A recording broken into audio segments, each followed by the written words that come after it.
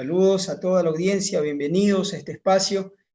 Vamos a continuar con los estudios de la Torá, los estudios de los mandamientos. La semana pasada habíamos visto la ley para los reyes y todo lo que podíamos escarbar en las escrituras que tenían que ver con estas leyes.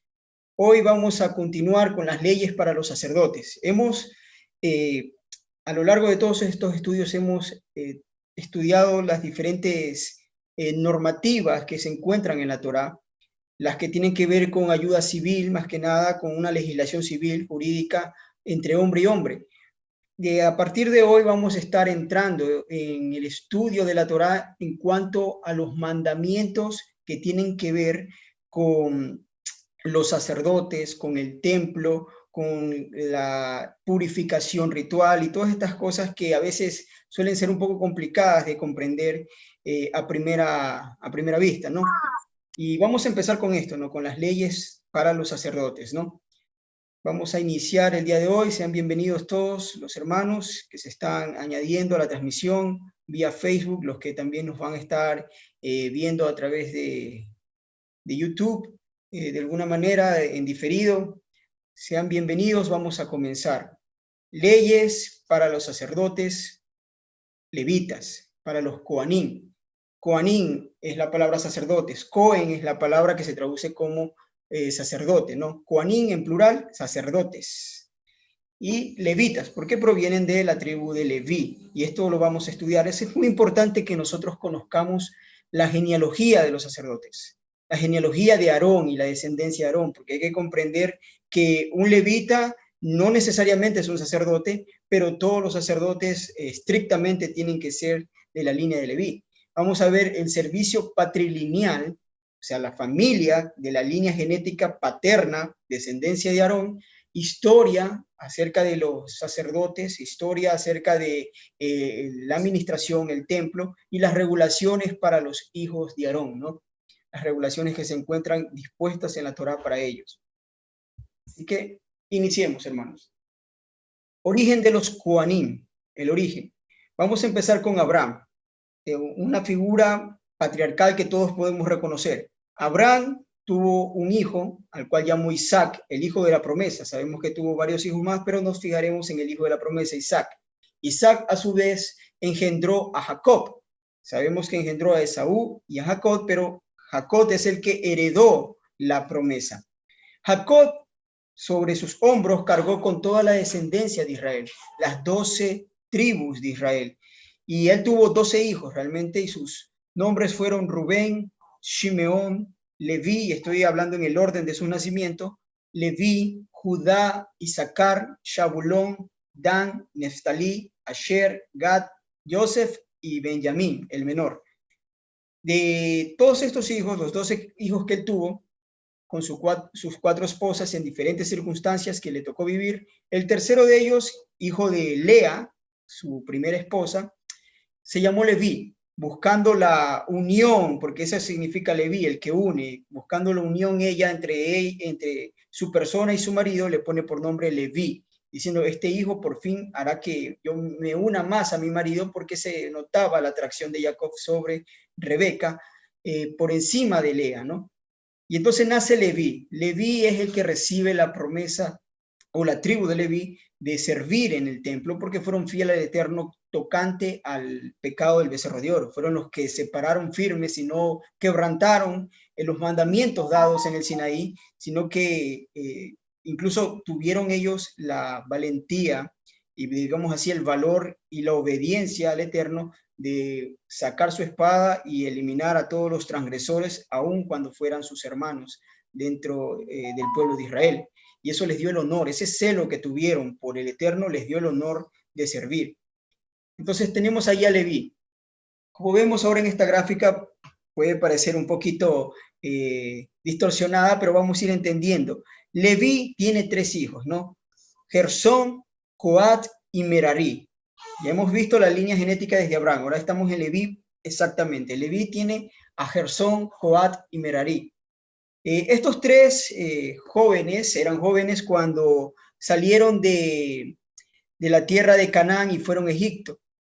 Están inscritos entre los nombres de los 70 que entraron con Joseph por mano de Joseph junto con Jacob a Egipto, y estaba ya nacido Gersón, Coat y Merari. Adelante, hermano. ¿Una pregunta? No. Ok, entonces continuemos. Tenemos a Gersón, a Coat y Merari. Estos son los que forman toda la tribu de Leví. Gersón, Coat y Merari son los que forman toda la tribu de Leví, realmente. Y se les dio un ministerio, se les dio servicio. A los de Gersón, por ejemplo, cuando estaban en el tabernáculo, se les dio que ellos pudieran servir transportando y trasladando todo lo que tiene que ver con la madera. Toda la madera del tabernáculo, ellos estaban encargados de ministrar. Los de Merari, ellos tenían que ver y ministrar todo lo que tiene que ver con las telas, la cobertura del tabernáculo, las cortinas y todo lo que tenía que ver en cuanto a estas telas, cuestiones textil del tabernáculo, se encargaba toda la tribu de Merari de transportar. Sin embargo, los de la tribu de Coat, ellos, por ejemplo, Coré era uno de ellos de la tribu de Coat.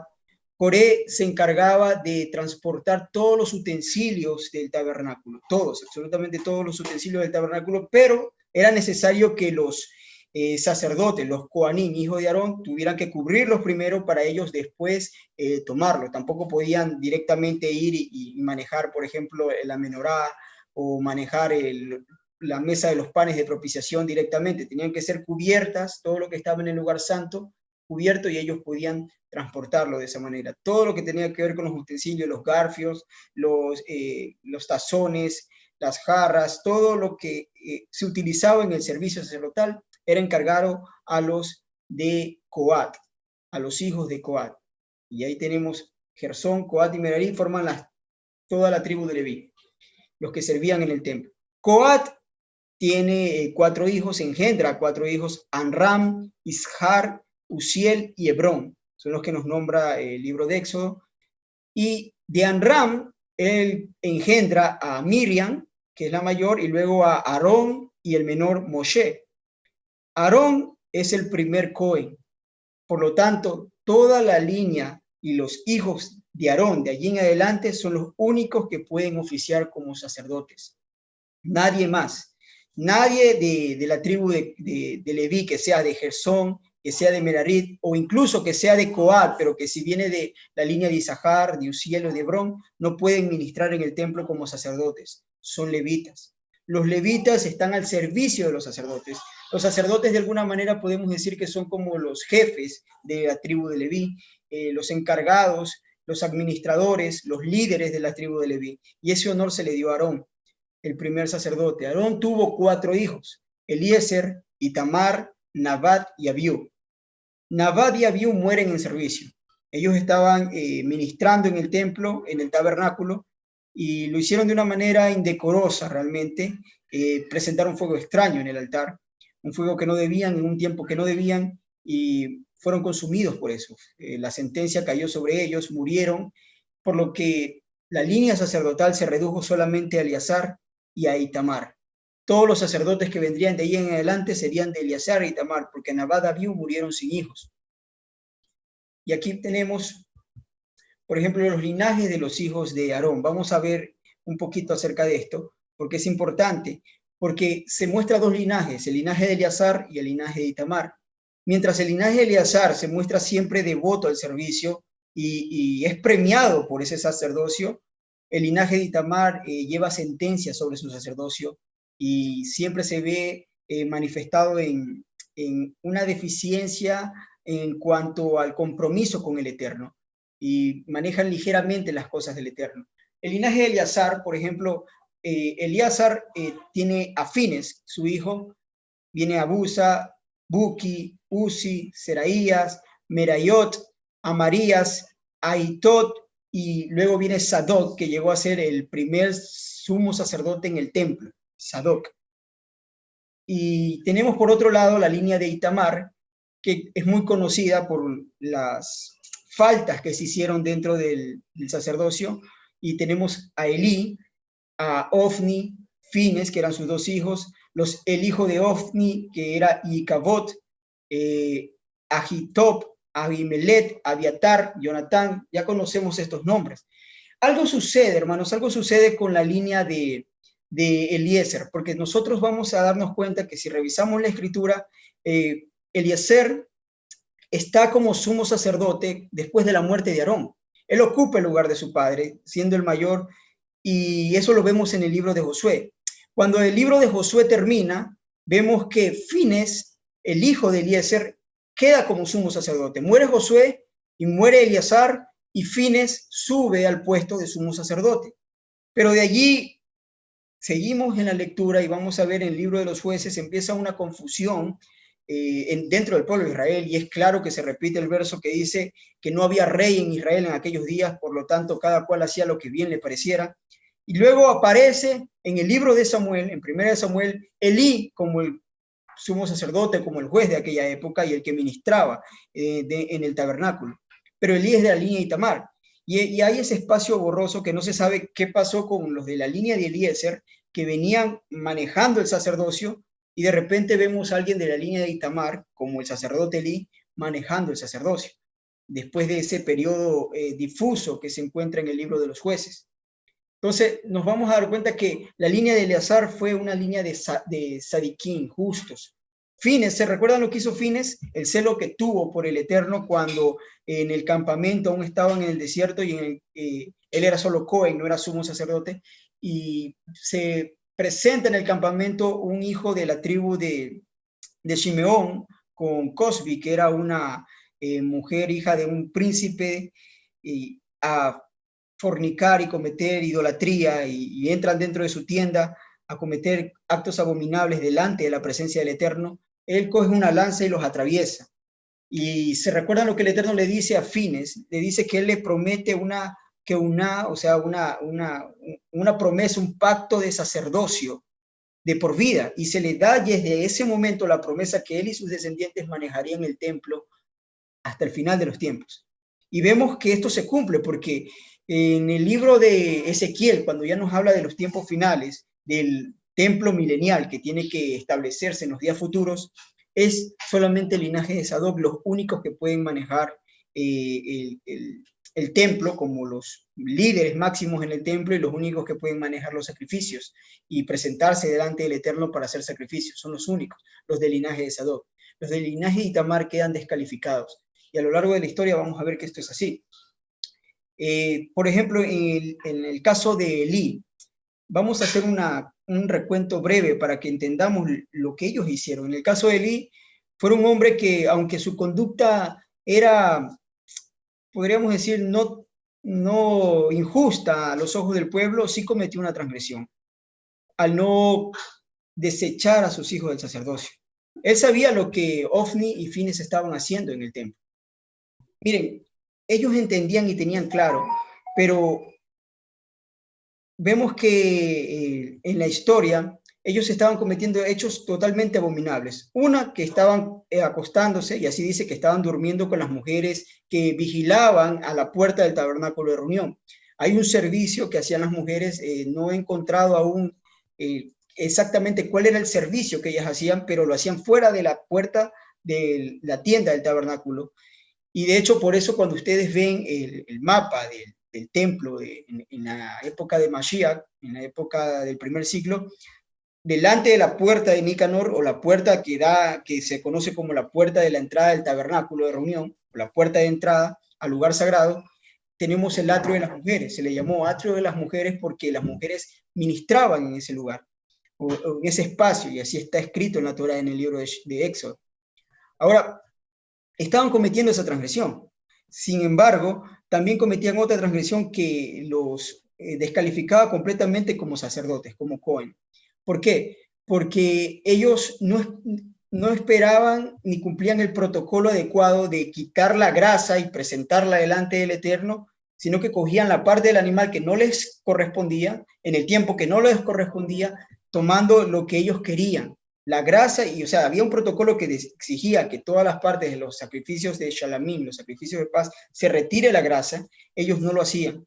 Exigían a sus siervos, que debió haber sido un levita, a que retiren por fuerza eso, y estaban cometiendo transgresión, y decía que hacían pecar al pueblo del Eterno. Eso era acto suficiente para que Elí los destituyera. Elí era la máxima autoridad allí, y él tenía todo el poder para poder sacarlos del servicio, pero no lo hizo. Y eso se le cuenta como una transgresión. Por eso es que en los días de él, cuando se presentó esto y no le corrigió, el Eterno envió un profeta a Elí para decirles unas palabras acerca de su descendencia. Vamos a ver. Esto está en 1 Samuel capítulo 2, verso 35 al 36, y dice lo siguiente, esto dice el profeta. Y yo me suscitaré un sacerdote fiel que haga conforme a mi corazón. El Eterno le está transmitiendo esto a Elí, está hablando con Elí. Esto no lo dice Samuel, lo dice un varón de Elohim, un profeta que podemos entender. Samuel todavía era joven, era pequeño, y aún no hablaba el Eterno con Samuel.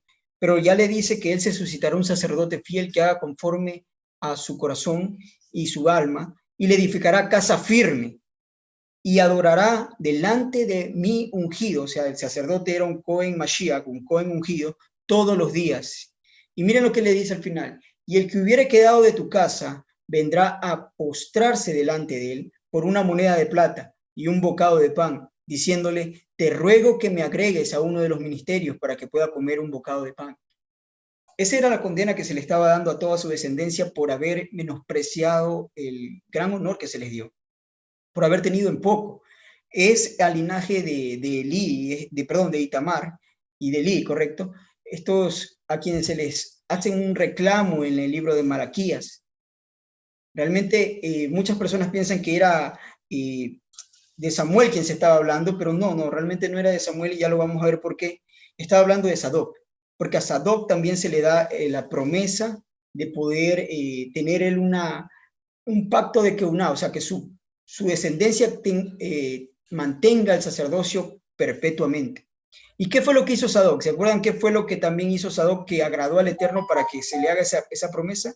En los días de David, en sus últimos días, cuando él ya estaba muy viejo, se levanta Adonías, uno de los hijos de David, y él conspira con Joab y con el sumo sacerdote de aquel tiempo que era Abiatar, y ambos, figuras públicas y reconocidas de gran influencia dentro del pueblo, el general del ejército y el sumo sacerdote de aquella época, estaban prácticamente coronando a Adonías, cuando el Eterno ya había hablado por el profeta que iba a ser Shlomo, Salomón, el que quedaría como rey. Y entonces es el sacerdote Sadoc, junto con el profeta Natán, quien son mandados por David a ungir por rey a Salomón. Y eso que hizo Natán y lo que hizo este Sadoc, que fueron realmente despreciados por eso, los veían mal. Si ustedes leen toda la historia, está en los primeros capítulos del segundo libro de Samuel, se ven que ellos fueron despreciados, pero guardaron al verdadero que iba a ser Mashiach, que era Salomón, no Adonías. Y es una figura realmente profética de lo que va a ocurrir en los últimos tiempos. Es una figura profética porque el poder militar y el poder del sacerdocio dentro del judaísmo van a ungir un falso Mesías. Pero el Eterno ya tiene al que él ha prometido, el que él ha prometido su ungido, el que ha sido menospreciado porque fue el hijo de una mujer que, digamos, tenía sus antecedentes. Fue menospreciado por eso, de cuyo linaje dirían, de este no va a salir el que va a ser rey, porque recuerdan de dónde vino Salomón. Lo mismo dicen ahora de Yeshua, pero el Eterno es el que hace las cosas para destruir el entendimiento de los sabios y los entendidos, y todo lo hace bajo un marco legal real. Y vemos que esto fue lo que dio que Sadoc fuese realmente el hombre que se le prometió a él y a su descendencia, que se le habla de alta estima en el libro de Ezequiel, que su descendencia, solo los hijos de Sadoc iban a ser los que reinarían y gobernarían en el templo, la descendencia de él. ¿Qué más vemos aquí? ¿Recuerdan lo que hizo Ofni y Fines cuando tuvieron la guerra de Israel con los filisteos? ¿Qué pasó? Ellos llevaron el arca y se cumplió la profecía que se les dio este varón de Elohim. Porque este varón que habló con Samuel le dijo, para que veas que lo que yo te estoy diciendo es palabra del Eterno, tú vas a ver que tus dos hijos, Ofni y Fines, van a morir en un mismo día. Y ya a los 98 años de Elí, se llevan el arca, la presentan ante la guerra y los filisteos arremeten contra Israel, se llevan el arca y viene un varón de Benjamín a hablar con Elí. Y ese varón de Benjamín le dice a le dice a Elí que Israel ha perdido la guerra, y eso fue algo que lo bajoneó, digamos así, por hablar vulgarmente, pero lo desanimó. Luego le menciona, tus 2 hijos han muerto en la batalla, han muerto en la guerra a manos de los filisteos, y eso realmente lo hundió más, por decirlo. Pero luego cuando le menciona que el arca había sido tomada y llevada por los filisteos, él se sacude y se va para atrás y dice que era un hombre grande, un hombre pesado, y se cae para atrás y la silla se rompe y él cae sobre su cuello y se desnuca y muere el mismo día que murieron sus hijos.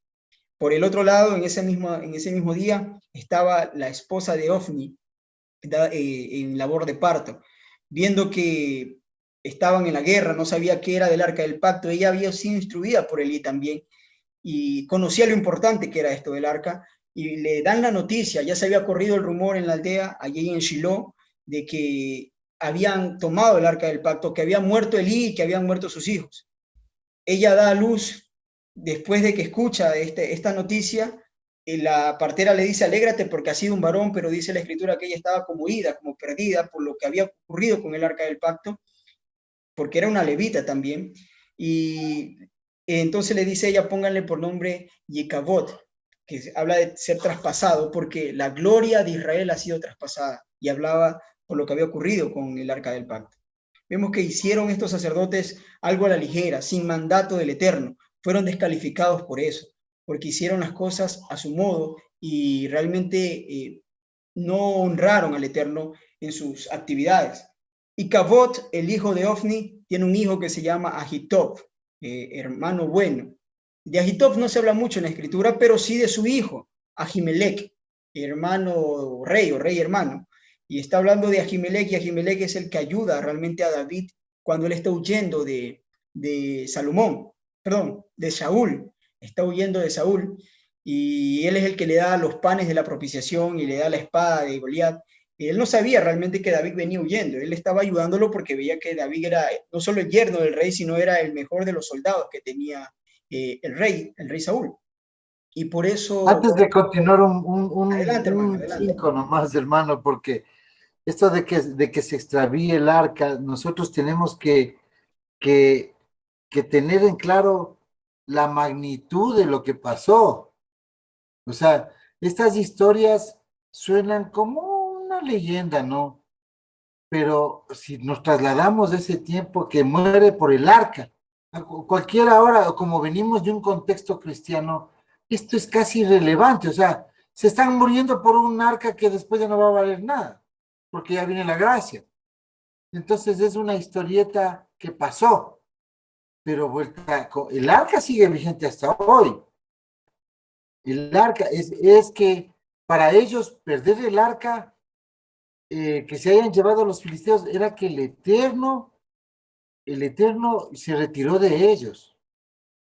Porque si cuando el Eterno está en medio del pueblo, alguien que no sea un coatita, como era Samuel era un coatita de la línea de Coat, tenía que ser para los únicos que no se mueren cuando tocan el arca y los utensilios, porque de ahí otros levitas se morían. ¿Por qué? Porque estaba la gloria del Eterno ahí. Sería una fuerza, alguna radiancia, algo poderoso, ¿no? Que se siente cuando inauguraron el templo también baja la gloria del Eterno, baja la gloria del Eterno. No se llama la gloria ni la Shejinah, es una mala traducción, es algo más poderoso, más fuerte. No encuentro hasta ahora una traducción porque a los entendidos los he escuchado decir que no era la Shejinah, lo que se dice la Shejinah, la gloria. Era algo más fuerte, era una nube espesa, pero tan densa que esa misma nube, 1000 años más tarde, cuando Yeshua está ungiéndose como con hija Gadol en la transfiguración, tuvo que usar un cuerpo transfigurado, o sea, metamorfoseado, para poder soportar la gloria del Eterno. Esa gloria dice que no podían, que se salieron del templo porque la gloria del Eterno bajó y llenó la casa en la inauguración del templo de Salomón.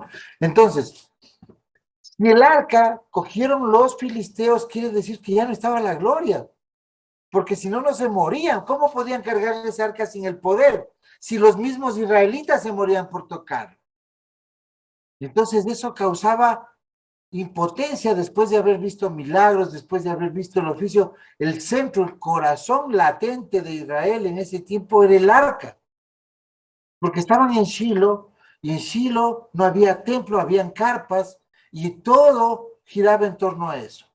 Todo giraba en torno al arca. O sea, ver a Samuel que se va de bruces y pierde la estabilidad y se cae y se desnuca, no es un cuento solamente para cumplir la palabra del Eterno. Él se asustó, él sufrió, él se impactó, era lo peor que le podía pasar a Israel. Como cuando vino Nabuzaradán en el segundo templo y se los llevó. Era lo peor. ¿Y qué pasó ahí? El Eterno sí cuidó de su arca. Su arca sí se escondió, ya sabemos el misterio del arca, que luego va a aparecer. Nosotros vamos a ver el arca. O sea, eso es lo maravilloso. Por eso es que siempre decimos que esta generación, la última, somos los que vamos a ver las cosas más esplendorosas esperadas por todos los profetas, por todos. O sea, la generación que va a sufrir más y la más aventajada. O sea, no la vamos a sacar fácil, todo tiene un costo y este es el costo más fuerte con el Eterno, que vamos a ver la venida de Yeshua, el cumplimiento de todas las profecías y el reino milenial. Así, transformados o recién levantados o recién dormidos y levantados. Adelante, Manu. Sí, por supuesto, realmente el arca era la presencia, realmente así lo entendían ellos, como la presencia del Eterno en la tierra. Y fue un sufrimiento grande y el arca realmente era poderosa. Y hasta el día de hoy el Eterno ha guardado, como bien lo menciona el hermano, hasta el día de hoy el Eterno ha guardado esto. De hecho, por eso está aquí, si ustedes ven en este cuadro, que son del linaje de Yacer, pero no del linaje continuo, directo a Sadoc, tenemos aquí a Abinadab y los hijos de él, Eliese, Ají y Usa. Porque después de 6 meses de que los filisteos tuvieron el arca y vieron que se asustaron por el poder de Elohim de Israel, por los milagros que pasaba y la humillación que pasaba en el templo de Dagón, ellos deciden devolver el arca porque todo su pueblo y pasaba de príncipe a príncipe entre los filisteos, se llenaban de tumores y devuelven el arca y devuelven en carros adornados con bueyes y con talentos de oro, ratones, decían ellos, como del tamaño de sus tumores, llenos de oro y de plata, y la devuelven como vindicación. Ese arca llega a Bet-Semes. En Bet-Semes, todo el pueblo de Bet-Semes, cuando ve a lo lejos llegar a los animales, a las vacas, con el arca cargándola allá atrás en un carro, salen todos ellos a ver y era el arca, y fueron a verlo, y toda la ciudad que empezó a verla. Y dice la escritura que murieron todos los de la ciudad que se acercaron a ver lo que había dentro del arca, Porque murieron. volvió el Un poder. total casi, Volvió el poder.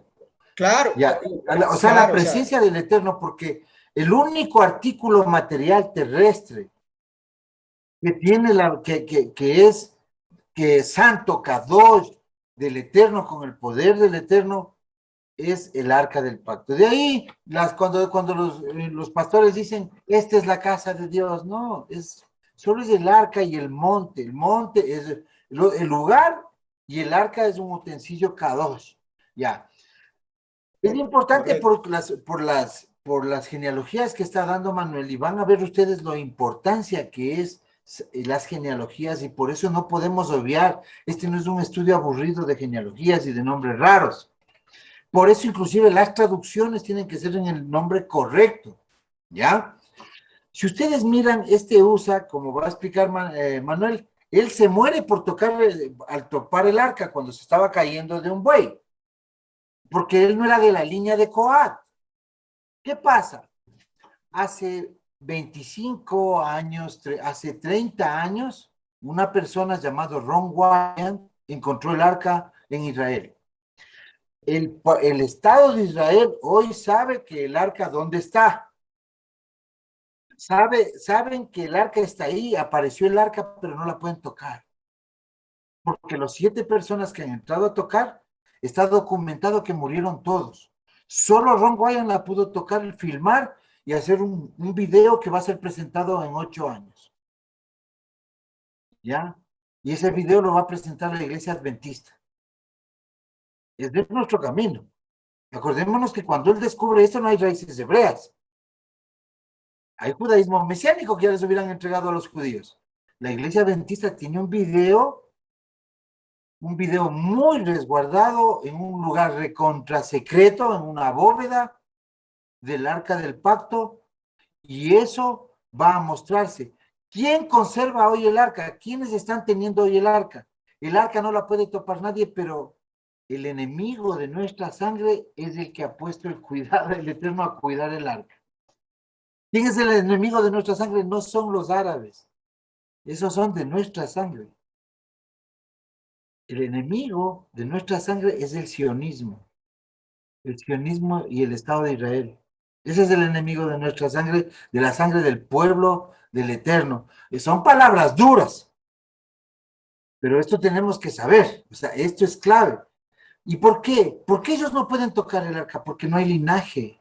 Y porque ese linaje, ellos dicen que tienen ya detectado el linaje a través de una prueba que la Universidad de Jerusalén, con unos genetistas hacen unas pruebas que son al 60% que se pueden determinar el gen, el haplogrupo J1, que da para Cohen, para la familia Leví. Pero resulta que nosotros ni el Eterno se va a convencer con una prueba al 60%. Tiene que ser al 100% y tiene que decirlo Yeshua. El Mesías tiene que decir, tú eres sacerdote, tú eres de Sadoc, tú vienes acá, tú vas allá. Él nos va a dar. ¿Por qué? Porque está escrito que va a dar un nombre en una piedra. Cuando dice piedrecita blanca no es.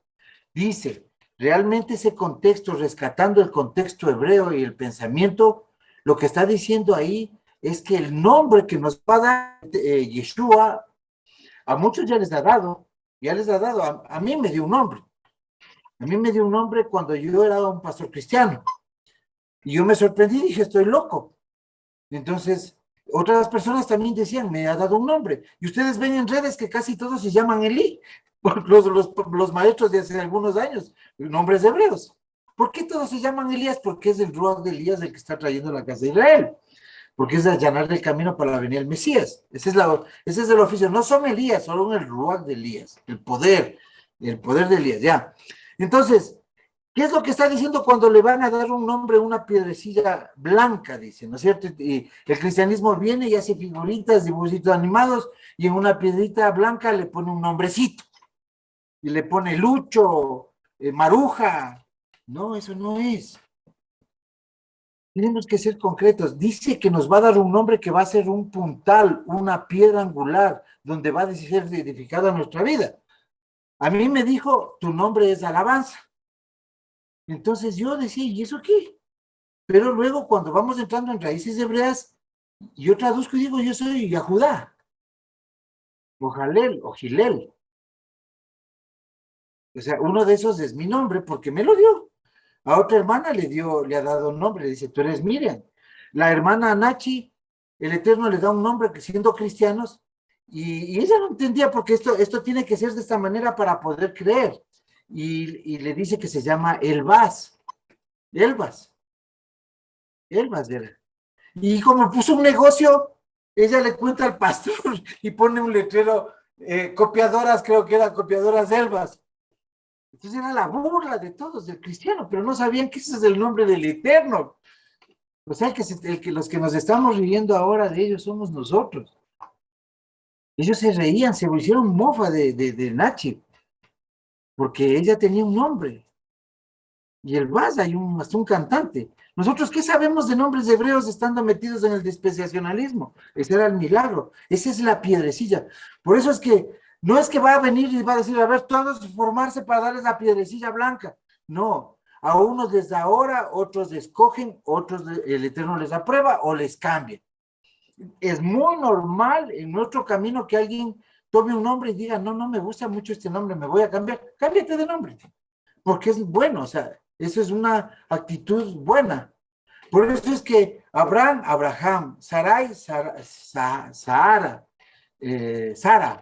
eh, Jacob, Israel, eh, Pedro, Kefa, a muchas personas le cambia el nombre. ¿Por qué? Porque esa es la piedra, la roca, y Yeshua le dice, sobre esa roca edificaré. Es lo mismo de la piedrecida, dice que blanca. Es también como cuando dicen en las películas de Apocalipsis que va a caer una granizada. No es granizo, son rocas. De pronto es un asteroide que se rompe. Son rocas, no es granizo. Sería el fundamento, ¿no? Claro, El el nombre fundamento. es un fundamento. Pero asimismo, Hollywood ha dañado todo y los hermanos y el cristianismo nos ha metido cosas en la cabeza. Entonces, ahora sí podemos entender por qué estamos yendo a las genealogías, por qué Coat, por qué USA no puede cargar. ¿Qué sentido tenía esa locura que parece una religiosidad y una mentira, un cuento de hadas? No, hoy estamos viendo la inteligencia del Eterno, que si es que no da esa regla de que solo los coatitas pueden coger los utensilios, este rato tuviéramos un templo en Jerusalén. Así de claro. Si es que ustedes no vieran esa catedral que muchos oran para que se vaya a la catedral, ese es un candado del Eterno. Porque si no hubiera esa mezquita de la Roca ahí, hace rato estuvieran haciendo sacrificios y ni siquiera levitas, ni siquiera de otra tribu, ni judíos, estuvieran haciendo los házaros, tocando shofar, haciendo fuego extraño. ¿Y el Eterno qué tendría que hacer? Abrirles un hueco y tragarles con la tierra. ¿Por qué? Porque eso es lo que hizo cuando hicieron fuego extraño, pero como eso no puede suceder hoy, porque hay un plan del Eterno que tiene que cumplirse porque su palabra lo dijo, porque de esa manera se va a restaurar, se tiene que restaurar. Entonces, por eso es que siguen todos estos candados. Otro candado, la vaca roja. Ellos quieren inventarse en laboratorio, hacer pruebas genéticas, hacer muchas cosas para tener una vaquita bermeja, o sea, colorada, de una raza que se da ya. Hasta hicieron clonación hace unos años. Y la vaca tiene que tener 3 meses. O sea, cuando viene Yeshua, esa vaca tiene que tener 2 años, 7 meses cumpliditos. Ese día tiene que cumplir 2 años, 7 meses el día de trompetas. ¿Por qué? Porque el libro de Zacarías dice que se demoran 7 meses en recoger cadáveres y luego viene purificación. Entonces la vaca tiene que tener exactamente 3 años en punto el día de la purificación para ser sacrificada, quemada y vuelta lejía, para poder usar las cenizas y hacer purificación. Esto parece loco para los que no están en este camino y a los hermanos que van a ver el video, pero realmente así funciona esto. Esto no es locura, esto no es legalismos, esto no es judaísmo, esto no es judaizar. Esta es la verdad del Eterno que llena el alma, que hace causar fe, emuná y obedecer. No de locos, una sarta de locos están guardando el Shabbat, no, siendo que nacimos en una cultura diferente, no. Lo que estamos haciendo es habernos dado cuenta por estas maravillas que el mundo ignora, habernos dado cuenta que todo esto era una perfección. Y eso causa que nosotros, un día donde el mundo trabaja, nosotros nos sentemos a deleitarnos en nuestro Creador, porque es verdadero. Adelante, Manuel. Amén. Sí, eso es una realidad. O sea, el Shabbat realmente es un descanso. Y como bien mencionaba el hermano Marcelo, puede que alguien cuando va a leer en las escrituras las genealogías, pretenda y diga, no, bueno, yo me salto esa parte, no la leo, pero es fundamental. Y no se puede hablar de los Kohanim, ni llegar a estudiar las leyes de los Kohanim, si no conocemos las genealogías, si no conocemos quiénes son, de dónde vienen y cómo se encuentran, cómo se identifican, cómo se trazan, cuántas líneas sacerdotales habían, cuántas casas sacerdotales habían. O sea, si no conocemos todas estas cosas, vamos a confundirnos a la hora de ver las escrituras. Como íbamos mencionando, el arca regresa después de 6 meses a Bet-Semes. El pueblo de Bet-Semes muere, realmente la gran mayoría del pueblo muere, y el arca es llevada por Abiatat, aquí tenemos el nombre, Abinadad, perdón, por Abinadad, y es guardada por Abinadad por 20 años en la casa de él. Junto con su hijo Eleazar también estaban cuidando esto. Ya en la época de David, el arca es transportada desde la casa de Abinadad para la ciudad de David. Iban a llevarla a la ciudad de David. Y recordemos lo que ocurre. Ahí viene el evento que menciona el hermano con Usa, que tocó el arca siendo que él no era de la línea correspondiente y muere. Él por querer hacer un bien, porque ve que el buey tropezó y el carro se inclinó y se iba a caer el arca, él pone su mano para sostenerla y que no se caiga y realmente cuidó que no se caiga. Pero ¿qué ocurrió? Él murió, cayó fulminado al instante y David tiene miedo, tiene mucho temor y dice, no, no, no, lo que estoy haciendo a lo mejor está mal, porque yo, ¿qué voy a hacer llevando el arca hasta acá? O sea, me va a acarrear maldición. Entonces la dejan en la casa de Obed-Edom y durante 3 meses le llega la noticia a David que Obed-Edom ha sido bendecido y él entiende que la bendición que le ha dado el eterno Obed-Edom es como una señal de lo que él está haciendo es correcto. Y entonces él regresa y toma el arca y la lleva a la ciudad de David. Y allí descansa el arca hasta el tiempo en el que Salomón establece el templo. Pero eso es con el arca. Ahora, todo el servicio del tabernáculo estuvo en Gilgal, y ya vamos a ir viendo todo eso. Después de Gilgal pasó a Shiloh, en Shiloh estuvo mucho tiempo, el servicio del tabernáculo pasó a Not, todo eso lo vamos a ver, y de Not pasó a Gabaón. El arca estaba por un lado y el servicio sacerdotal estaba por otro lado. Era algo muy similar a lo que había ocurrido en el primer siglo. Una pequeña acotación antes de Adelante. seguir. Tú mencionaste a Obed-Edom, que tuvo el arca, ¿por cuánto tiempo era? 3 meses. Ya, escuchen esto. Y tuvo bendición, fue progresado, ya. Resulta que el enemigo de nuestra sangre son los judíos edomitas. Y tiene mucho que ver con eso porque con el Eterno son sombras proféticas repetitivas. El arca hoy está en poder, o sea, ellos saben dónde están. ¿Quiénes son? Los edomitas. Si ustedes buscan esto de aquí va a sonar como antisemitismo, pero realmente es lo que tiene confundido al pueblo. No saben identificar quién es quién.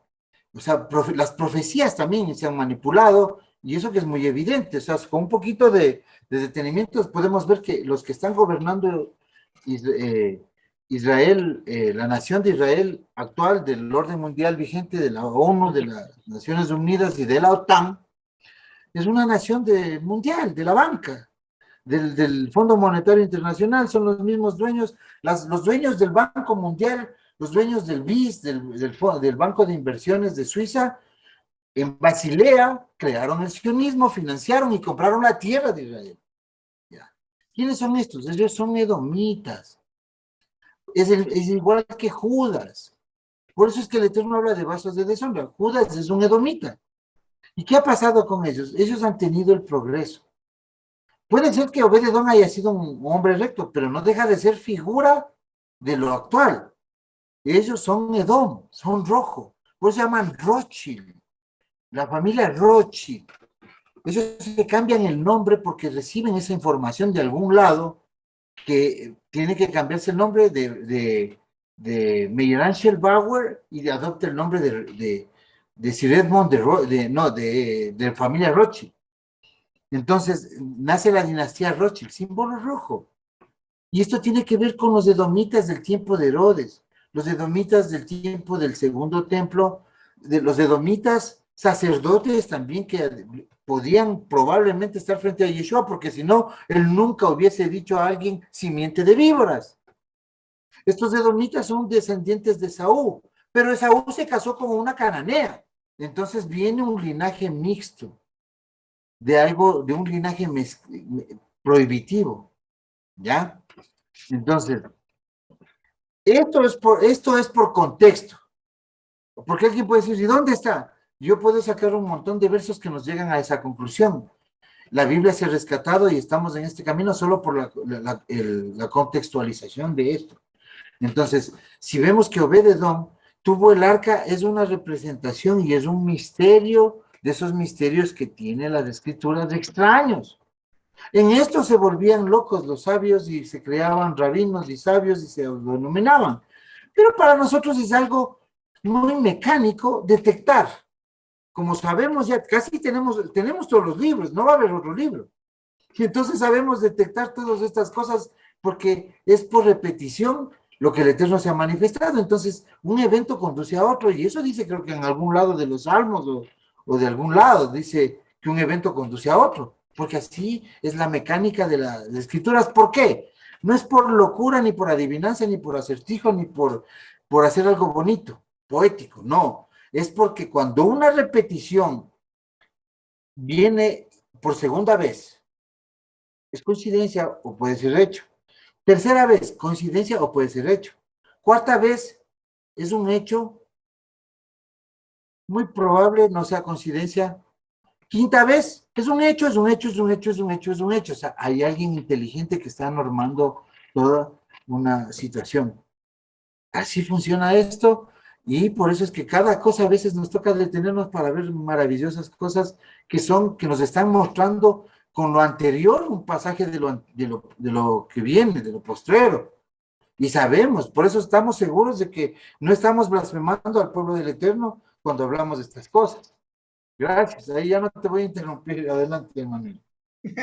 No, no, es necesario, realmente es necesario esas cortas interrupciones porque aprendemos, o sea, no, nunca lo había visto de esa perspectiva, pero es real.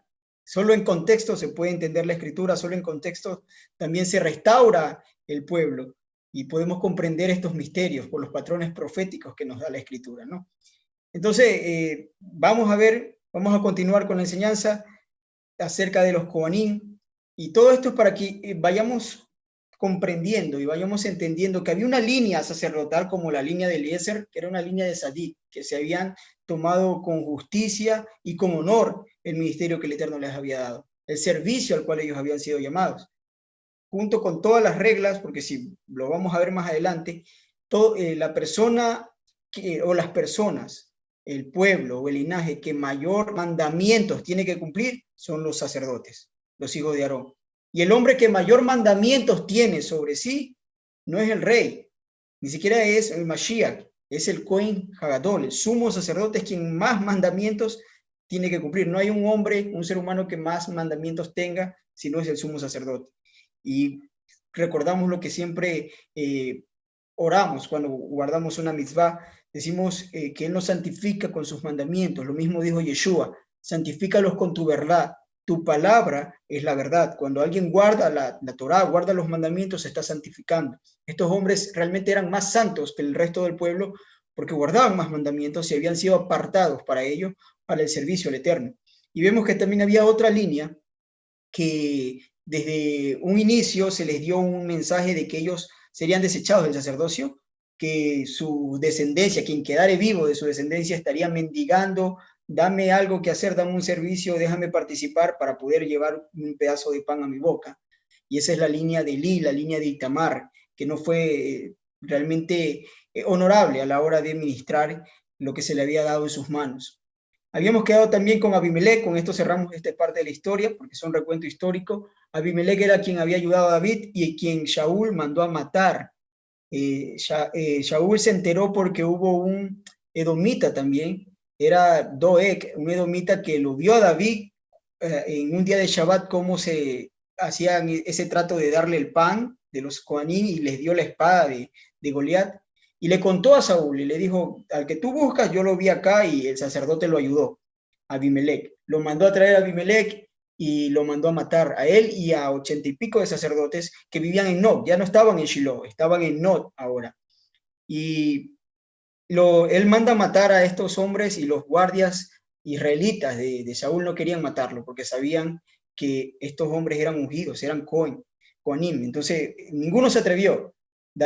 Saúl, al ver que nadie se atrevía a matarlos, le dice a Doeg, el edomita, y le dice, tú, mátalo, mata a los sacerdotes, arremete contra ellos, y él saca su espada y los mata. Realmente es él el que mata a los sacerdotes, y luego va Not, porque le dice, tu castigo por lo que has hecho, esta ofrenda o esta conspiración contra el rey, es acabar con todo tu linaje.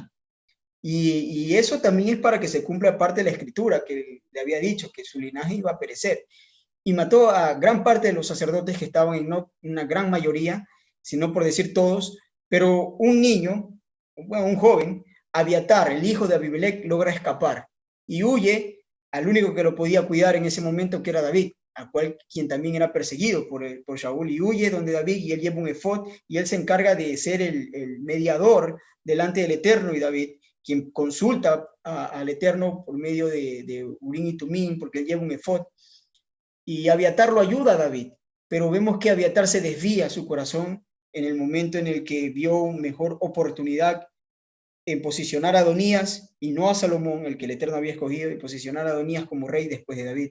Y eso también le costó que Salomón, por ser sacerdote, no lo mata por esa traición, pero lo que hace es despedirlo y lo manda a Anatot a que allá sirva, y bueno, no que sirva, sino que se quede allá todos sus días y paz. Y le quita a él el sacerdocio, porque él era el sumo sacerdote Abiatar en esos momentos, y se lo da a Sadoc. Le da el honor, y de ahí en adelante el linaje de Sadoc, vamos a ver más adelante, es quien se muestra fiel al Eterno. Veamos, esto es lo que habíamos leído de lo que le había ocurrido a la descendencia de Elí. Y como les decía, mucha gente piensa que es Samuel, el personaje del que está hablando aquí. Me suscitaré un sacerdote fiel, y vemos que muere Elí y se levanta Samuel como juez. Pero no puede ser Samuel, porque Samuel no es de la línea sacerdotal. Samuel realmente es de la línea de Coat, es un levita, se levanta como sacerdote, perdón, se levanta como profeta, como juez sobre Israel, un líder que gobierna al pueblo de Israel en ese momento, pero él no es realmente de la línea de Aarón, no viene de la descendencia de Aarón. Aquí nosotros tenemos una imagen en el árbol genealógico, la línea genealógica, aquí está Coat, aquí viene Amram y aquí viene Aarón. Pero Samuel viene de la línea de Isahar y de la línea de su hijo Coat, que también se llamaba Coat, igual que su abuelo. Y aquí tenemos la genealogía de Samuel, que nos da el libro de Primera de Crónicas. En el capítulo 6, verso 33 en adelante dice esto. Estos pues son los hijos que ayudaban de los hijos de Coat. Está hablando de la línea de Coat. El cantor Hernán, hijo de Joel. Hernán era el nieto de Samuel. Joel era el hijo. Joel, hijo de Samuel, hijo del Cana, hijo de Jeroham, hijo de Eliel, hijo de Toa, hijo de Suf, hijo del Cana. Y esta es la misma genealogía que usted va a ver en 1 Samuel capítulo 1, verso 3. Cuando habla de la genealogía del Cana es exactamente esto. Por eso sabemos que el Samuel que está hablando aquí es el profeta, el que termina siendo el juez de Israel en aquellos días. Dice, hijo de Mahat, hijo de Amasai, hijo de Elcana, hijo de Joel, hijo de Azarías, hijo de Sofonías, hijo de Tajá, hijo de Ashir, hijo de Ebiasaf, hijo de Coré, hijo de Isahar, está regresando, hijo de Coat, hijo de Leví. Isahar, hijo de Coat, y es hijo de Leví. Entonces, vemos que él, Samuel, era un levita, como la mayoría de los profetas. Usted va a ver que el patrón de los profetas en las escrituras son levitas. Son levitas, o sea, en un 90%, 95% de todos los profetas que usted ve en la escritura son levitas, porque son a ellos que el Eterno les dio. Le faltó alguna letra y están enviando sus correos a otro mail. Creo que a Nicolás. De poder cumplir con este servicio de sacerdocio, de unir al pueblo con el Eterno, de cumplir, el llevar la labor de mantener viva el pacto, de cuidar el pacto. Son los levitas quienes estaban encargados de enseñar. Por eso eran los levitas quienes se levantaban como profetas, o quienes el Eterno levantaba como profetas, ¿no? Ok, vamos continuando. Aquí vemos un poco más de historia, que también es importante que conozcamos para poder entender todo el contexto, porque sin contexto no se restaura nada, sin contexto no entendemos la escritura. Y entender el contexto del Mishkan. El Mishkan estuvo en Gilgal 14 años. Esto es lo que nos muestra realmente una tradición, porque nos dice que 14 años fue lo que se tardó Josué en conquistar la tierra. ¿Se acuerdan cuando entraron a Gilgal? ¿Qué ocurrió allí? Fue la circuncisión de todo el pueblo de Israel. Allí establecieron el Mishkan y estuvo allí por 14 años hasta que se pudo repartir la tierra, y llevaron luego este Mishkan, este tabernáculo, lo llevaron a Shiloh. En Shiloh estuvo 369 años.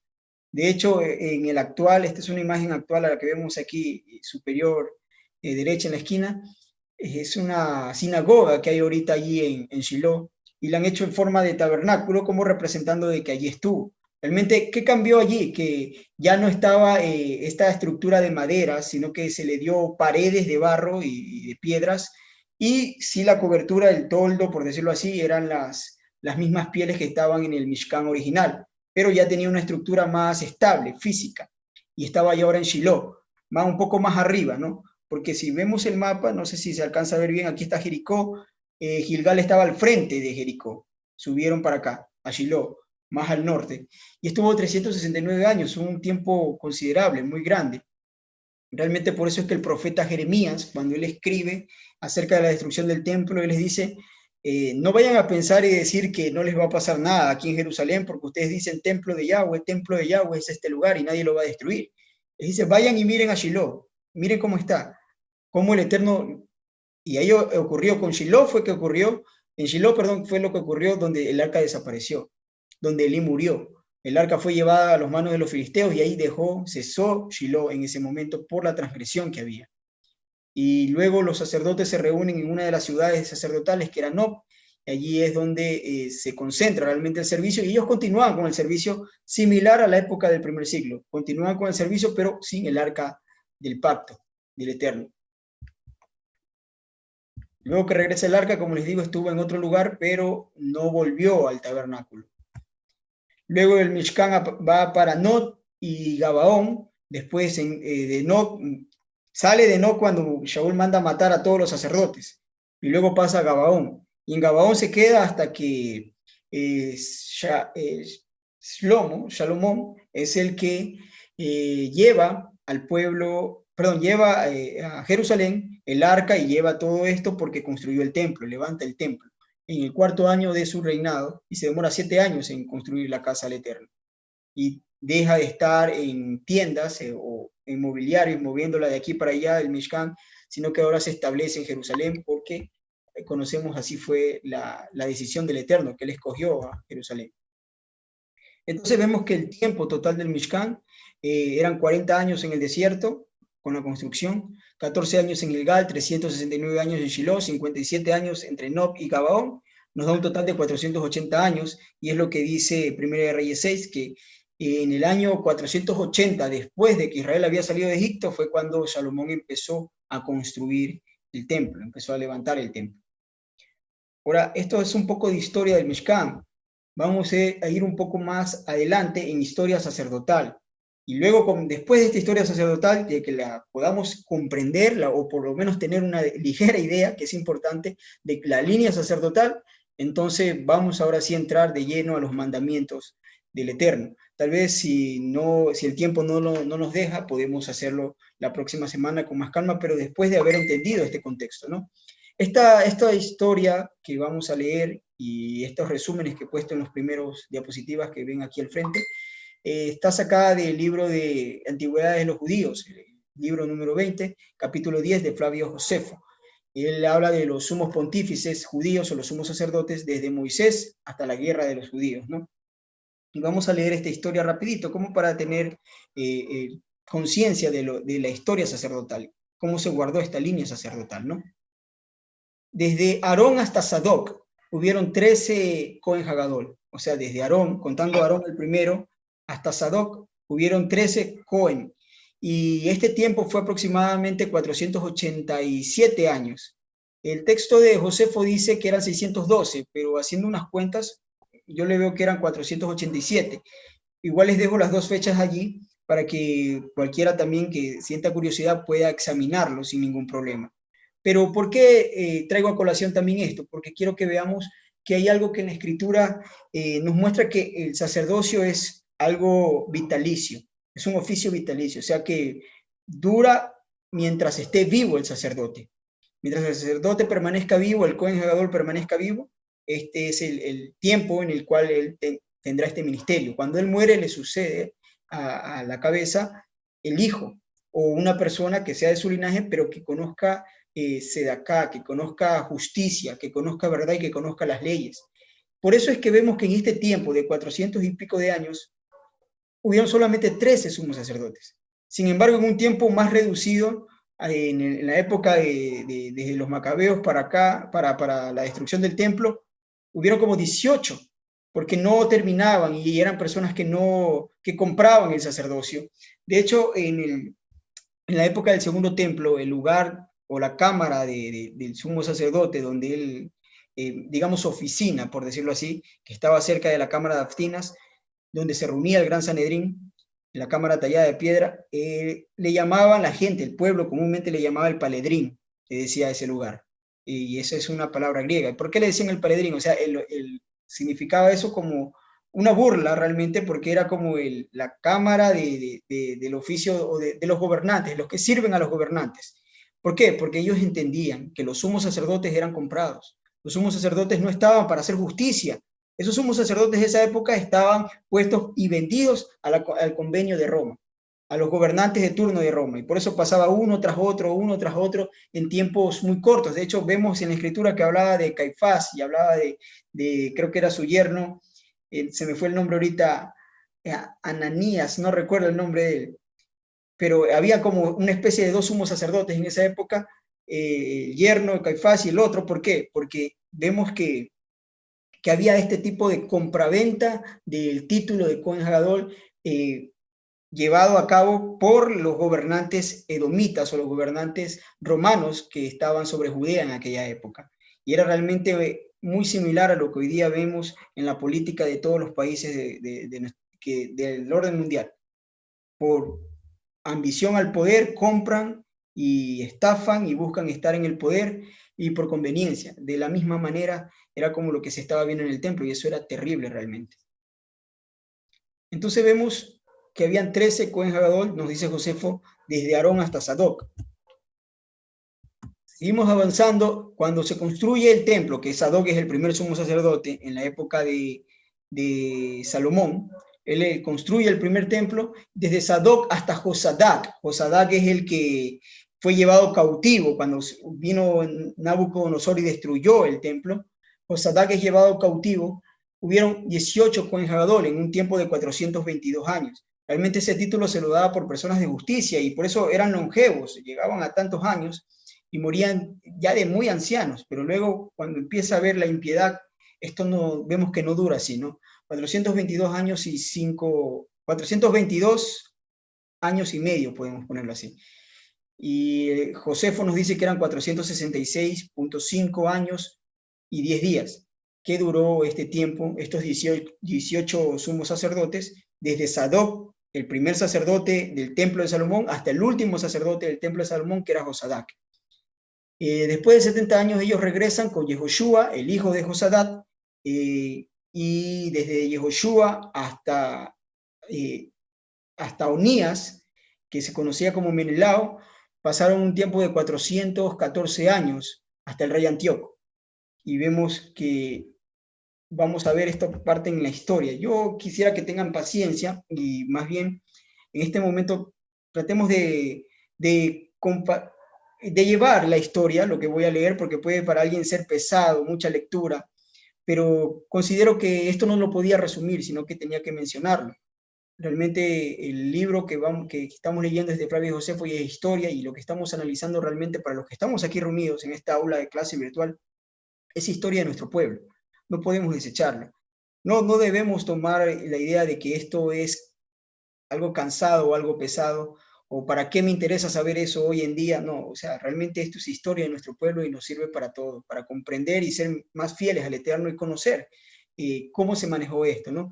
Así que vamos a ir leyendo, y si al momento tal vez nuestro hermano Marcelo, que también es un conocedor histórico de este tema, puede aportar algo, bienvenido sea, ¿no? Dice Flavio Josefo, hablando de esta época de Onías, dice: los citados antes, esto es el Antíoco que acabamos de nombrar, y su general, Lisias, pusieron fin al sumo pontífice de Onías, que fue el último, ¿no? Hasta que vino la época de Antíoco. Era una línea ininterrumpida, Onías, por sobrenombre Menelao, matándolo en Berea, y privaron a sus hijos de la sucesión para nombrarlo como sumo sacerdote, y nombraron a Jacín, y Jacín no era de la línea de Onías, lo nombraron a Jacín, que pertenecía a la línea de Aarón, pero no era de la familia de Onías.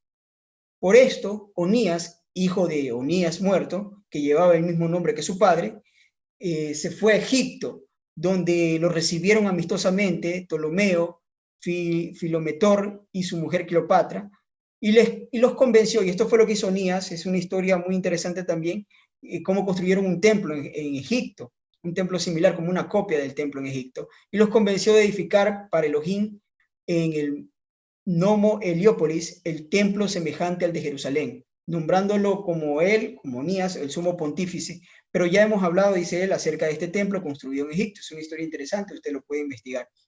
Jacín, al quien reemplazaron por Onías y su descendencia, murió después de haber ejercido durante 3 años el sumo pontificado. no tuvo sucesor. El país estuvo 7 años sin sumo sacerdote. Luego los asmoneos, a quienes se les confió el poder sobre el pueblo y quienes combatieron contra los macedonios, retomaron las tradiciones y nombraron como sumo sacerdote a Jonatás, que ejerció el cargo durante 7 años. Al morir, a consecuencia de un complot y de intriga tramada por Trifón, como lo hemos expuesto anteriormente, él habla de esto en su historia, su hermano Shimón recibió como sumo sacerdote, el sumo pontificado. Este fue envenenado durante su comida por su yerno, después de haber ejercido el poder en un año más que su hermano, y tuvo por sucesor a su hijo Hircano. Hircano, si no me equivoco, tengo que revisar la historia, pero Hircano es el... ya me acordé, no era Hircano. Bueno, entonces, ¿qué es lo que tratamos de ver nosotros aquí? ¿Qué es lo que estamos viendo? ¿Y por qué es importante esto? Porque vemos cómo se corrompió el sumo sacerdocio, o el puesto de sumo sacerdote, que por poder asesinaban, por poder mataban, y ya no era como lo estableció el Eterno, que tenía que ser una línea patrilineal ininterrumpida, tendría que ser. Pero vemos que se manejaba por conveniencia, por homicidios, se manejaba por avaricia, por venta, y esto era antes de la época de Yeshua, pero ya se venía corrompiendo el sumo sacerdocio. Hircano disfrutó de este honor durante 30 años y murió viejo, dejando la sucesión a Judas, por sobrenombre Aristábulo. Su heredero fue su hermano Alejandro, cuando aquel murió de enfermedad luego de haber ejercido al mismo tiempo el sumo pontificado y la realeza, pues Judas fue el primero en ceñir la corona real, que tuvo durante un año. Vemos que también ellos, y aquí viene también una corrupción de los macabeos, donde quisieron de alguna manera usurpar el trono de David. O sea, no usurparlo, pero de alguna manera no tomarlo en cuenta. Ya no se manejaban en esa época por monarquía, pero sí por línea de realeza real, que eran los descendientes como Zorobabel. Pero lo hicieron a un lado y ellos le decían, tenemos justa razón para hacerlo porque nuestra familia es la que ha defendido a Israel en estos tiempos. Alejandro murió después de haber sido rey y sumo sacerdote durante 27 años, dejando a su mujer Alejandra al cuidado del designio del futuro sumo sacerdote. Alejandra entregó el sumo pontificado a Hircano y ella murió luego de haber conservado el trono durante 9 años. Su hijo Hircano fue sumo pontífice por el mismo número de años. Efectivamente, después de la muerte de su madre, su hermano Aristóbulo le hizo la guerra, lo venció y lo privó de su cargo. Y esta es una historia también que el hermano Marcelo Pazmiño nos ha hablado acerca de esto. Y son historias que también la encontramos en el canal, cómo ocurrió la iniciación de Judea, ¿no? Se encuentra, es una serie de 4 estudios que sería bueno que también retomemos la historia de estos eventos, ¿no? Dice, y privó de su cargo para convertirse él a la vez rey y sumo pontífice de su pueblo. Pero 3 años y 3 meses después de su advenimiento al poder, Pompeyo tomó las fuerzas de la ciudad de Jerusalén y envió a Roma encadenado a Aristóbulo y a sus hijos. Después devolvió el sumo pontificado Hircano, confiándole el poder sobre el pueblo, pero prohibiéndole ceñir la corona.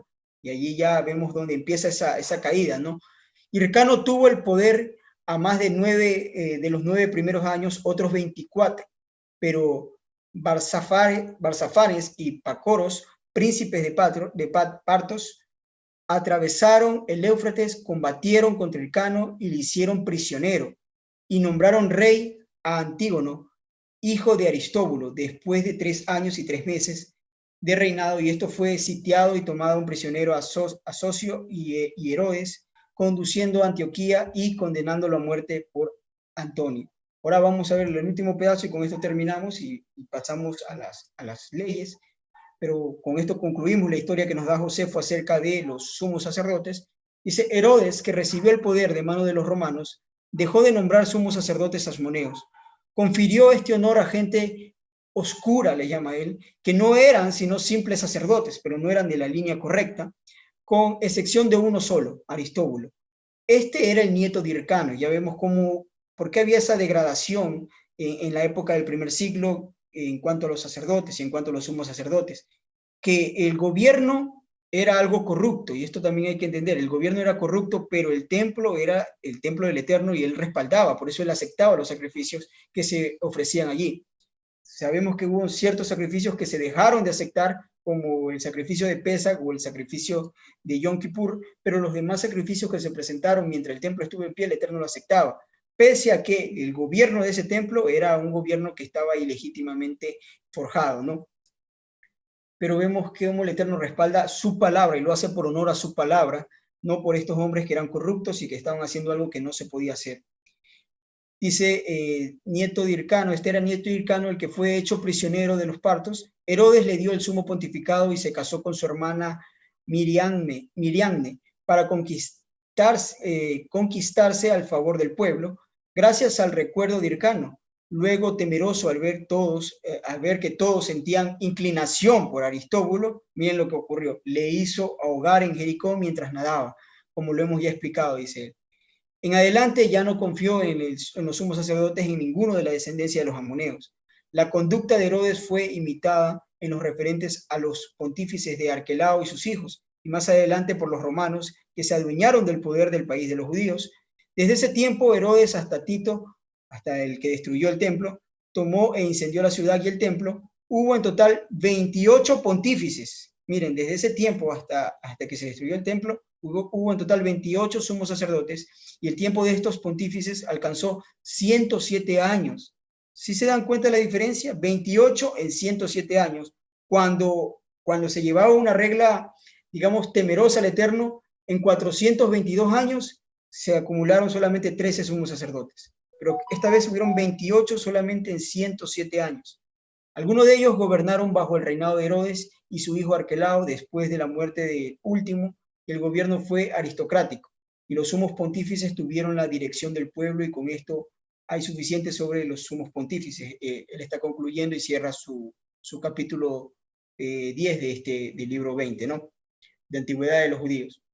Entonces vemos toda la historia y hemos visto y hemos tratado, lo que tratamos de llevar, la historia desde Aarón, Eleazar e Itamar y los linajes, para poder conocer la historia de los sumos sacerdotes, antes de entrar en las leyes, porque es fácil nombrar las leyes, pero si no conocemos cómo ellos se manejaban, o no conocemos la historia de nuestro pueblo, entonces, ¿de qué estamos hablando? Pues no.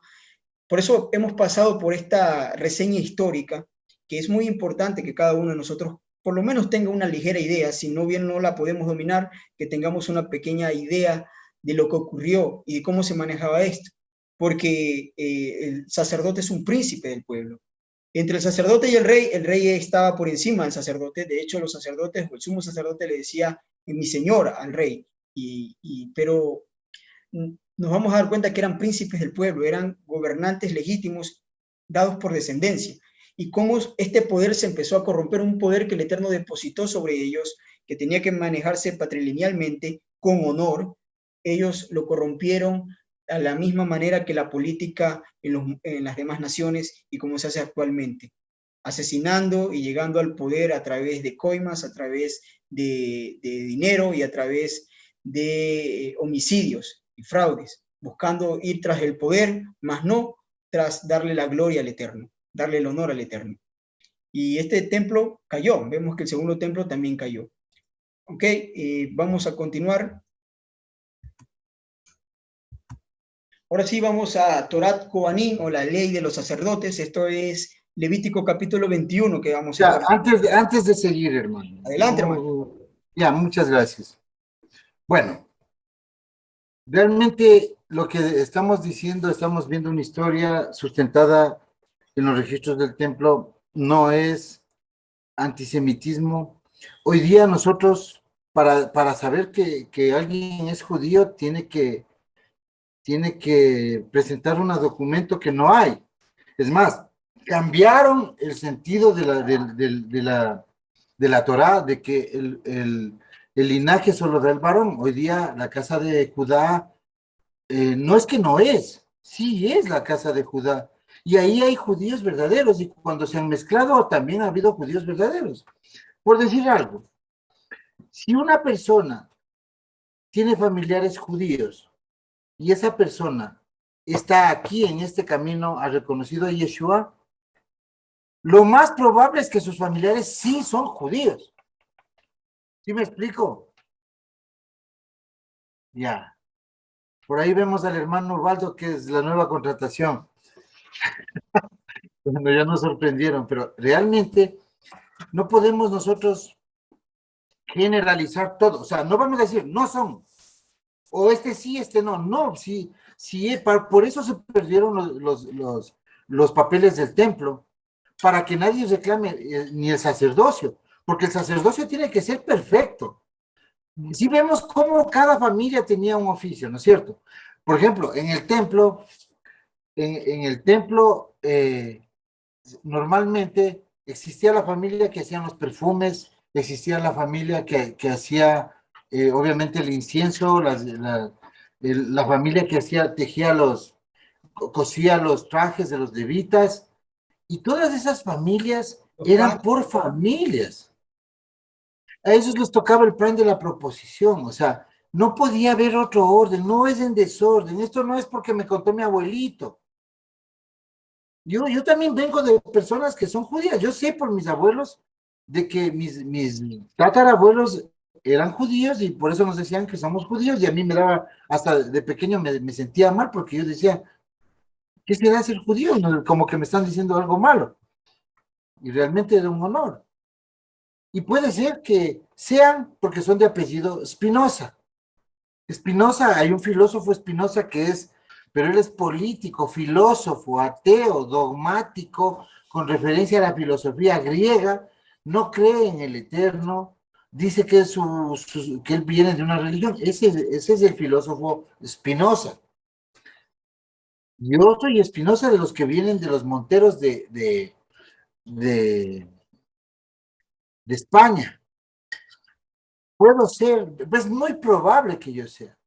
Pero como ya estoy en este camino y está mi hijo y mi nieto va a nacer y el Eterno le pone un nombre antes de que nazca, antes de saber si es que es hombre o mujer, el Eterno le da un sueño a la mamá y le dice, ponle Mateo. Hace 15 días o un mes antes de que se haga esta nueva moda de la revelación del sexo. Hace unos 2 meses, 3 meses, algo así. Entonces, ¿qué vemos ahí? Que sí ha sido mi familia judía, porque cada hijo va entrando y el Eterno ya se manifestó. Me puso un nombre que yo les acabo de contar. Entonces, nadie se sienta dolido, herido, o que estamos tocando al pueblo santo del Eterno, porque el pueblo santo del Eterno son ustedes. Porque nadie es santo, porque la circuncisión nada es si no se hace obras de la Torá. Y en este tiempo, el que está encomendado por la legalidad de la Torá, en este tiempo que ya hay rey coronado, lo que no estás ejerciendo, entonces las cosas están tiradas sobre la mesa y nadie puede reclamar porque ese rey ya nos ha traído, porque ustedes ven la carta de los Efesios que dice, o en Gálatas, que el que es simiente el que es recogido por Yeshua, el que entra a la Keilah, el que dice, golpea la puerta y dice, aquí vive tal persona, ay, disculpen, esta ha sido una iglesia, y se mete, no es coincidencia. Ese es simiente de Abraham porque lo trajo Yeshua de la manera más increíble. Y casi todos se acaban quedando de una manera milagrosa. Ninguno de ustedes se hubiera tragado el cuento de guardar la ley, porque era algo que venimos nosotros de un momento muy duro, muy difícil, cuando la ley para nosotros era dado por basura. ¿Y cómo entramos acá? Por el milagro del Eterno. Entonces, conclusión, nuestros ancestros probablemente sí vienen del linaje. Y digo probablemente más que probable, ¿por qué?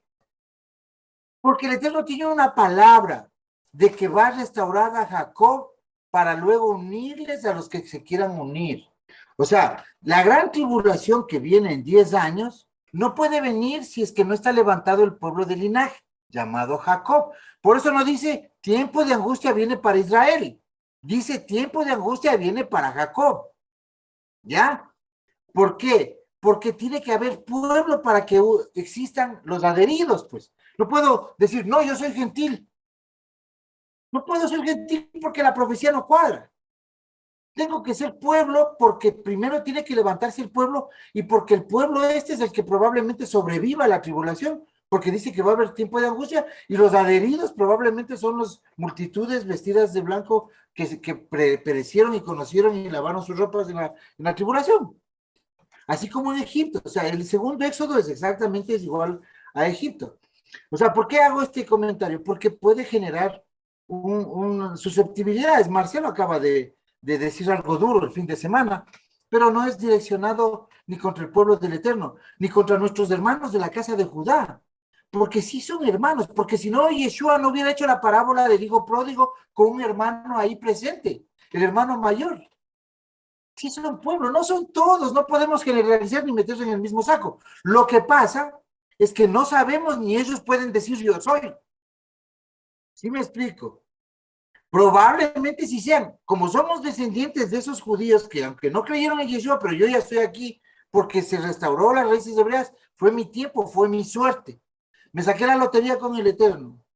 Y yo ahora, Yeshua, en este tiempo, yo soy de esa generación que me trajo. Entonces, no nos sintamos ni dolidos, no nos sintamos que estamos atacando al pueblo del Eterno. Y con toda sensatez, por ejemplo, lo que está pasando en Medio Oriente este momento, cuando los misiles están yendo de ida y vuelta, porque son dos naciones del orden mundial, pero son primos. Si es que los unos dicen que son judíos, entonces los otros son primos. Se están matando entre hermanos. No son cananeos. Eso de que les metieron que son filisteos, no son filisteos. Son descendientes de los árabes, que son primos.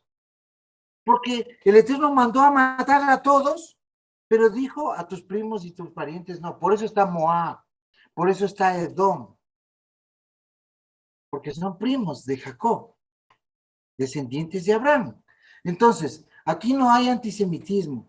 Aquí lo que estamos diciendo es que proféticamente hoy existe una nación que compró la tierra, que producto de la banca Rothschild, producto del orden mundial. ¿Quiénes son los banqueros Rothschild? Son los más grandes depredadores de la humanidad, dueños de las farmacéuticas que están vacunando y matando. Son dueños de los bancos, no solo de uno, del Fondo Monetario Internacional, del Banco Mundial, del Banco de Inversiones de Suiza. ¿Dónde se creó el sionismo? En Basilea, Suiza. ¿Por qué hay guerras alrededor de Suiza y un país que es más chiquito, la mitad de la provincia del Guayas? Ese país no le pasa nada. Y afuera de ese país están que se matan con bombas, misiles y todo, y dos guerras mundiales. ¿Por qué es eso? ¿Por qué? ¿Por qué? ¿Por qué toda la banca está allá? ¿Por qué tiene oficinas la CIA en Suiza? ¿Por qué tiene oficinas del FBI? Inclusive hasta la FIFA. Porque todo es parte del orden mundial. Las Naciones Unidas, que la OTAN, que la OMS. ¿Quién fundó la OMS? Los Rockefeller. ¿Qué son los Rockefeller? Primos de los Rothschild. Entonces, no nos neguemos a la historia porque volvemos a caer en la misma religiosidad. No nos apasionemos, porque si fuera por tiempo, que esto es verdad, resulta que la Iglesia Católica tiene 1700 años. Entonces, por tiempo, la Iglesia Católica es la verdadera. Jesús es Dios, el Dios Sol, y nos vamos al cielo y de pronto al infierno y con el purgatorio incluido. Pero no es cierto, porque dice la Torá que no sigas a las multitudes, sino que hay que seguir la rectitud. No sigamos, dice, no te hagas al débil, al débil en un juicio, ni por pena, ni al rico por temor. Es rectitud, eso es lo que nos enseñaron. Ese es vivir la Torah. La Torah no es, me conecto en Shabbat y luego hago lo que me da la gana. No, es vivir esto. Y decir esto es pecado y esto no es pecado. La mayoría de las cosas que dice el cristianismo no son pecado. Pero resulta que nosotros ahora creemos, estando ya en la Torah, creemos que ciertas cosas son pecado del cristianismo. Y nos duele. Por ejemplo, si yo a alguien le digo que el Espíritu Santo no es un Dios ni es un ser, es el poder del Eterno, que se siente dolido porque creció con eso. Pero resulta que estamos hablando del poder del Eterno porque eso dice la Escritura. O sea que todos los que se casan y se bautizan con el Eterno, en el nombre del Padre, del Hijo y del Espíritu Santo, están bien. ¿Por qué? Porque se equivocó o porque le dio la gana de poner al textos receptos ahí esa adición, esa interpolación católica para crear la Trinidad. No, es que yo me bauticé así, yo no quiero otro bautismo, no puedo andar bautizando. No vale ese bautismo porque estamos diciendo al Eterno que es mentiroso y el Eterno es eterno porque no miente. Porque el que miente muere, él mismo lo dijo.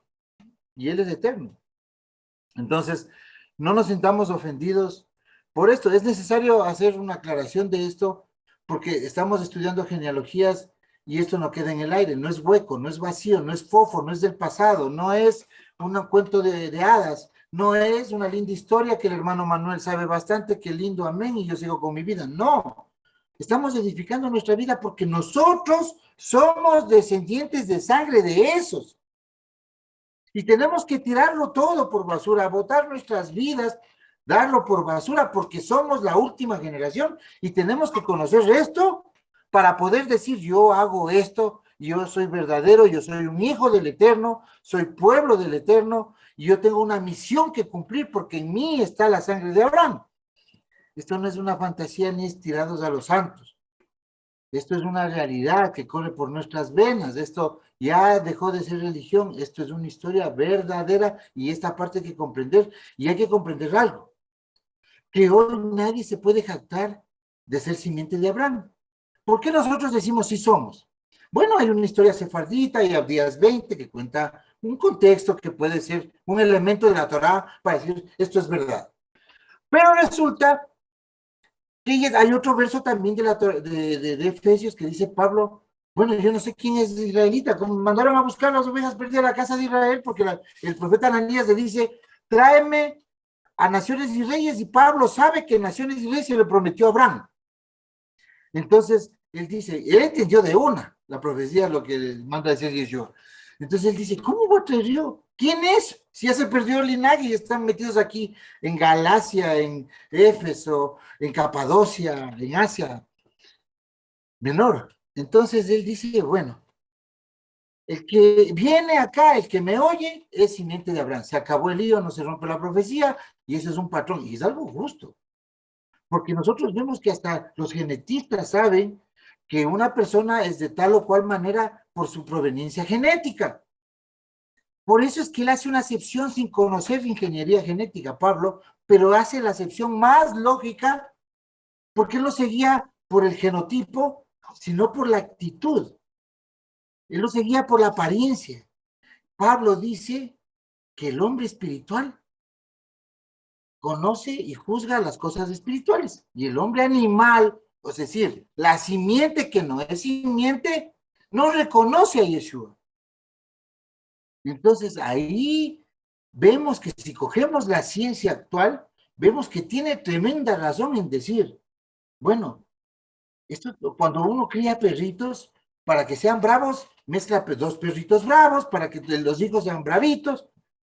Entonces vemos que eso funciona. Por eso es que somos espirituales, porque tenemos ese gen, esos genes o algo en nuestro cuerpo que nos hace doblegarnos desde nuestro nacimiento. Yo pienso que todos ustedes desde la niñez, de la infancia, tienen cosas especiales espirituales, sueños, visiones, y aunque hayamos estado metidos en todas las discotecas, cantinas, bares, antros o lo que sea, hoy salimos cuando oímos el llamado de Yeshua, de Yeshua. Entonces, nadie más puede llamar, porque las manifestaciones, para que ustedes sepan, las manifestaciones que hoy suceden de manera rara, extraña,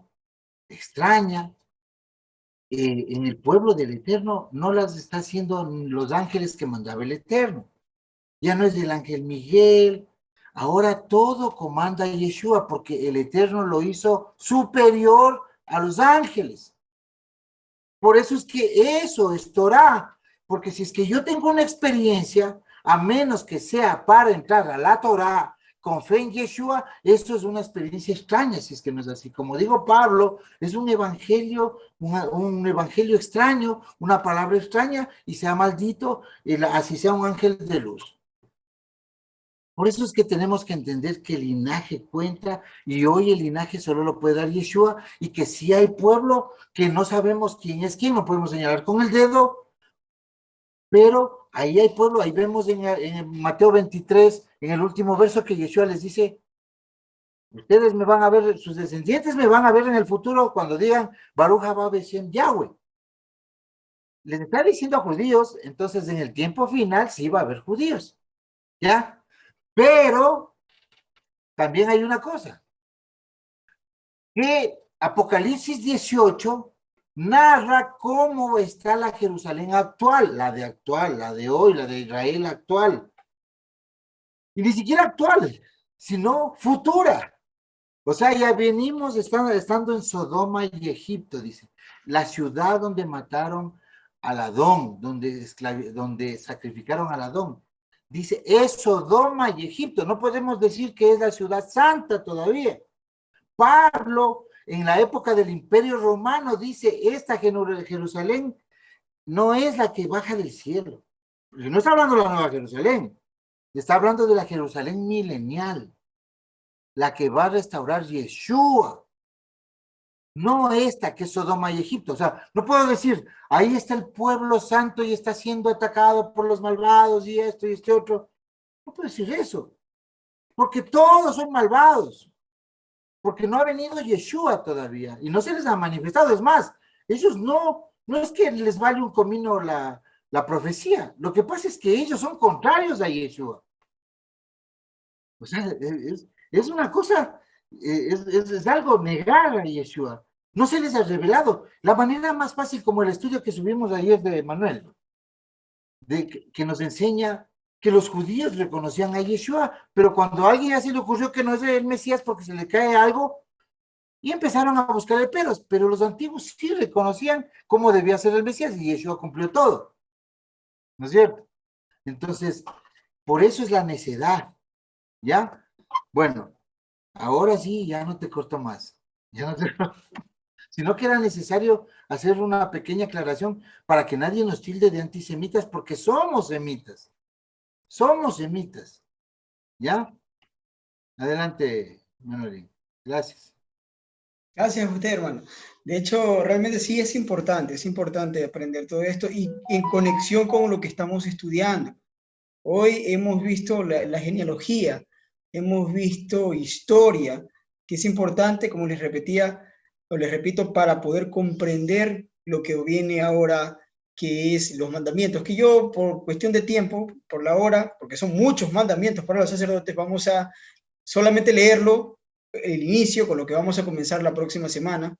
Levítico capítulo 21, asimismo, como lo hemos hecho en tiempos anteriores, usted puede irlo leyendo esta semana porque ahí vamos a iniciar 21 y 22 del libro de Levítico para que conozcamos y la próxima semana podamos estar entendidos en el tema, y usted ya ha leído estos capítulos de los cuales vamos a hacer mención, solamente leerlos el día de hoy para poder terminar el estudio de hoy, para que no se haga tampoco muy extenso y llegue a ser de alguna manera pesado. Levítico 21 y estos 4 versículos, y con eso cerramos, solo lo voy a leer. Dice, Yahweh dijo a Moshe, habla a los sacerdotes hijos de Aarón y diles que no se contaminen por un muerto en sus pueblos, mas por un pariente cercano, por su madre o por su padre o por su hijo o por su hermana o por su hermana virgen, a él cercana, la cual no haya tenido marido, pero por ella se contaminará, y no se contaminará como cualquier hombre de su pueblo haciéndose inmundo, hablando de un muerto. Y es una mala interpretación de lo que tenían los judíos de aquella época en la que estaba Yeshua, cuando él contó la parábola del buen samaritano. Él dice que viene descendiendo, no subiendo a Jerusalén, descendiendo a Jerusalén un sacerdote, y lo ve a este hombre que posiblemente para él pudo haber sido un cadáver y pasó de largo, y un levita también lo ve, va descendiendo de Jerusalén, saliendo, y ve a este hombre y pasan de largo porque ellos querían hacer referencia a estos versos de que no se podían contaminar, pero es una mala interpretación, y Yeshua nos enseña cuál es la correcta interpretación de la Torá, que estos versos no les estaba prohibiendo acercarse. Pero ahí nos vamos a quedar el día de hoy, lo analizaremos la próxima semana con mayor tiempo y para no saturarnos, ¿no?, el día de hoy de tanta, tal vez, lectura que hemos hecho, información que alguien tal vez viéndonos por Facebook o por primera vez pueda parecer muy pesado, ¿no? Hasta allí nos quedamos, amados hermanos, amigos que se encuentran también en la transmisión de Facebook. Con esto cerramos el día de hoy. La próxima semana continuamos con las leyes para los sacerdotes.